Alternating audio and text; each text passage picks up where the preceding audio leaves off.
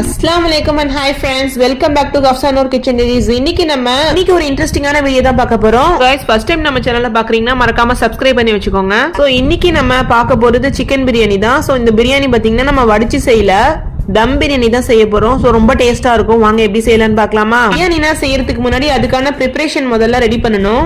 So அதுக்கான process தான் போயிட்டு இருக்கு. நம்ம வந்து ஆனியன் அப்புறம் வந்து டொமேட்டோனா இருக்கு பாருங்க, அது கட் பண்ணி எடுத்துக்கலாம். முதல்ல இந்த மாதிரி கட் பண்ணி ஒரு பிளேட்ல சர்வ் பண்ணி எடுத்துட்டீங்கன்னா உங்களுக்கு வந்து ரொம்ப குயிக்காவே குக் பண்ணிடலாங்க. இந்த மாதிரி நம்ம எடுத்திருக்க ஆனியன் அப்புறம் தக்காளினா இருக்கு பாருங்க. சோ இது வந்து நம்ம தக்காளி நல்லா பழுத்த தக்காளியா இருக்கணும். இந்த மாதிரி நம்ம சேர்க்கிற ஆனியனை விட கொஞ்சம் கம்மியான குவான்டிட்டி தான் தக்காளி சேர்க்கணும். ரொம்ப அதிகமா சேர்க்க கூடாதுங்க.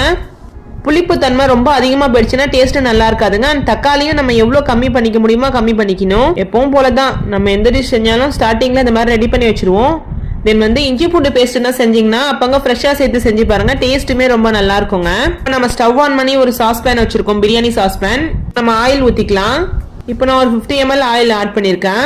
நம்ம இதுல சேர்க்கிற பொருளோட குவான்டிட்டியோட மெஷர்மெண்ட்டை நான் உங்களுக்கு வந்து கரெக்டா சொல்லிடுறேன். இப்போ வந்து உங்களுக்கு ரொம்ப ஈஸியாவே செஞ்சிடலாங்க. இப்போ வந்து நான் ஒரு 100 ml சன்ஃபிளவர் ஆயில் ஆட் பண்ணிக்கிறேன். பிரியாணின்னு செஞ்சா மட்டும் ஒரு ஆயில் ஆட் பண்ணி செய்யுங்க. மற்றபடி நீங்க வந்து குழம்புனா செய்யற மாதிரி இருந்துச்சுன்னா நீங்க கடலெண்ணெய் கூட ஆட் பண்ணி செய்யலாம், நல்லா இருக்குங்க. பிரியாணிக்கு வந்து அது உங்களுக்கு செட் ஆகாது. அப்புறம் ஸ்பைசஸ் ஆட் பண்ணிக்கலாம். ஆட் பண்ணிட்டு ஸ்பைசஸ் நல்லா பொரிஞ்சதுக்கு அப்புறம் நம்ம வந்து ஆனியன் ஆட் பண்ணிக்கிட்டோம். இந்த மாதிரி ஆனியன் நல்லா வதக்கி எடுத்துக்கலாம். ஆனியனோட குவான்டிட்டி எவ்வளவு நான் சொல்லிடுறேன். மீடியம் சைஸ்ல ஒரு 6 பல்லாரி வெங்காயம் ஆட் பண்ணிருக்கேன். இந்த ஆனியனோட குவான்டிட்டி கொஞ்சம் அதிகமா தான் இருக்கும். ஸோ பிரியாணின்னு செய்யும் போது நமக்கு வந்து ரொம்ப நல்லா வதங்கி வரணும். அப்போ வதங்கி வந்துச்சுன்னா உங்களுக்கு ரொம்ப கம்மியாயிடுங்க.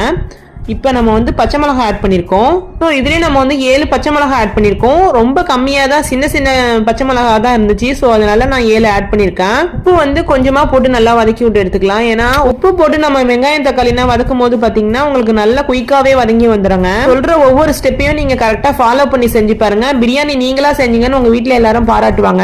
சில பேர் எல்லாம் சொல்லுவாங்க வடிச்ச பிரியாணி தான் ரொம்ப டேஸ்டா இருக்குன்னு சொல்லிட்டு. ஸோ அதை மாதிரி இல்லாம நமக்கு வந்து தம் பிரியாணி ரொம்ப டேஸ்டா செய்யலாங்க.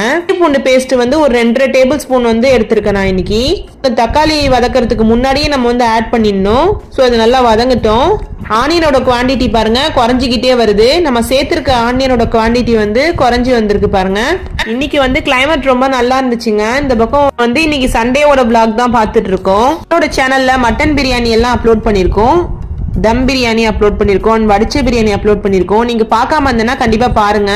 எப்பவும் போலதாங்க பிரியாணி ஸ்பைசஸ் அப்படிங்கும் போது நம்ம அதுக்கு அந்த நேரத்துல நம்ம வந்து ஃப்ரெஷ்ஷா சேர்த்து செய்யும் போது பிரியாணியோட டேஸ்ட் வந்து ரொம்ப நல்லா இருக்குங்க.